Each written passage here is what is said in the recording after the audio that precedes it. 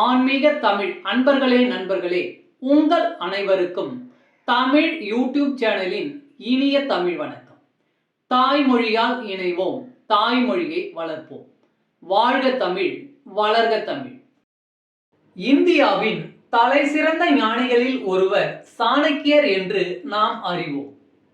இந்திய அரசியல், பொருளாதாரம் போன்றவற்றிற்கு சாணக்கியரின் பங்களிப்பு என்பது மிகவும் அளப்பரியதாகும்.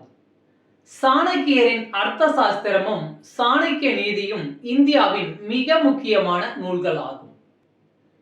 சாணக்கியரின் கருத்துக்களும் அறிவுரைகளும் எந்த காலத்துக்கும் பொருந்தக்கூடியதாகும். வாழ்க்கையில் அனைத்து தருணங்களுக்கும் தேவையான அறிவுரையை சாணக்கியர் தன் ஞானத்தின் மூலம் கூறியுள்ளார். இந்த பதிவில் சாணக்கியர் கூறிய முக்கியமான வாழ்க்கை தத்துவங்கள் என்ன என்பது பற்றி தெளிவாக அறிவோம். முதல் தத்துவம், மற்றவர்களின் தவறுகளில் இருந்து கற்றுக்கொள்ளுங்கள். உங்கள் வாழ்க்கைக்கான அனைத்தையும் உங்கள் தவறுகளில் இருந்து மட்டும் எப்பொழுதும் கற்றுக்கொள்ள முடியாது. இரண்டாம் தத்துவம், சாணக்கியரின் கருத்துப்படி ஒருவர் எப்பொழுதும் அதிக நேர்மையாக இருக்கக்கூடாது. ஏனெனில் நேரான மரங்கள் தான் முதலில் வெட்டப்படும்.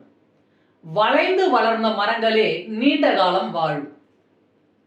மூன்றாம் தத்துவம், பாம்பு விஷம் இல்லாததாக இருந்தாலும் அது விஷம் உள்ள நாகம் போலத்தான் நடிக்க வேண்டும். அப்போதுதான் மற்றவர்கள் அதனை கண்டு பயப்படுவார்கள். இது பாம்பிற்கு மட்டுமல்ல, மனிதர்களுக்கும் பொருந்தும். நான்காம் தத்துவம், அனைத்து நட்பிற்கு பின்னாலும் ஒரு சுயநலம் கண்டிப்பாக இருக்கும். எங்கள் நட்பில் எந்த சுயநலமும் இல்லை என்று ஒருவர் கூறினால் அது நிச்சயமாக பொய்யாகத்தான் இருக்கும். ஐந்தாம் தத்துவம், ஒரு வேலையை தொடங்கும் முன் நீங்கள் உங்களுக்குள்ளேயே 3 கேள்விகளை கேளுங்கள். நான் ஏன் இதை செய்கிறேன்? இதன் முடிவு என்னவாக இருக்கும்? இதில் நான் வெற்றி பெறுவேனா?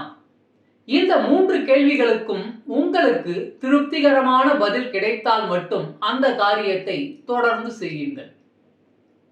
ஆறாம் தத்துவம், சாணக்கியரை பொறுத்தவரை இந்த உலகின் மிகப்பெரிய ஆயுதம் என்பது பெண்ணின் இளமையும் அழகும் தான்.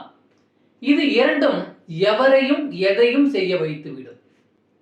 ஏழாம் தத்துவம், ஒரு வேலையை தொடங்கிய பிறகு அது தோல்வியில் முடிந்துவிடும் என்று நினைத்து ஒருபொழுதும் பின்வாங்கி விடாதீர்கள். ஏனெனில் உண்மையாக உழைப்பவர்களே எப்பொழுதும் மகிழ்ச்சியாக இருப்பார்கள். எட்டாம் தத்துவம், ஒரு அழகிய மலரின் நறுமணம் என்பது எப்பொழுதும் காற்று வீசும் திசையில்தான் பரவும். ஆனால் ஒருவரின் நல்ல குணமானது அனைத்து திசைகளிலும் பரவக்கூடும். ஒன்பதாம் தத்துவம், உங்கள் தகுதிக்கு மேலேயோ அல்லது உங்கள் தகுதிக்கு கீழேயே இருக்கும் எவரிடமும் ஒருபொழுதும் நட்பை வளர்த்துக் கொள்ளாதீர்கள். ஏனென்றால் அவர்களால் உங்களுக்கு எப்பொழுதும் மகிழ்ச்சி கிடைக்காது. பத்தாம் தத்துவம், உங்கள் குழந்தை பிறந்த முதல் 5 வருடம் செல்லமாக வளர்க்கவும். அடுத்த 5 ஆண்டுகளில் அவர்களை திட்டவும். 15 வயதை நெருங்கும் பொழுது அவர்களை நண்பர்களாக நடத்தவும். உங்களின் வளர்ந்த குழந்தைகள் தான் உங்களுக்கு எப்பொழுதும் சிறந்த நண்பர்கள். 11ஆம் தத்துவம், கல்விதான் ஒருவரின் சிறந்த நண்பன். கல்வி கற்ற ஒருவர் அனைத்து இடங்களிலும் மதிக்கப்படுவார். கல்வி அழகு, இளமை இரண்டையும் தோற்கடிக்கக்கூடியதாகும். இனியும் தொடரும் சாணக்கிய நீதி. நன்றி.